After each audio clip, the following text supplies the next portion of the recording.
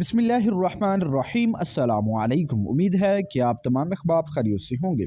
Nadreen, बहुत ही अहम news आपके साथ शेयर करेंगे कि हुकूमत ने एक मरतबा फिर तहरीक लब्बैक पाकिस्तान के हवाले से बड़ा फैसला कर लिया है।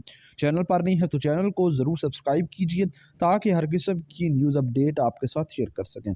तो नादरीन, आपको बताते चलें कि हुकूमत ने तहरीक लब्बैक पाकिस्तान के खिलाफ बड़े पैमाने पर क्रैक डाउन का ऐलान कर दिया है। जी नादरीन, हुकूमत ने तहरीक लब्बैक पाकिस्तान के खिलाफ क्रैक डाउन का फैसला कर लिया है।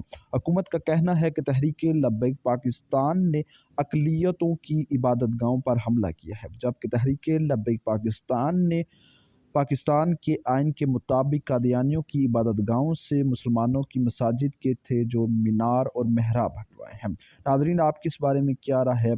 क्या हुकूमत का ये फैसला दुरुस्त है या नहीं? कमेंट सेक्शन में ज़रूर बताएं।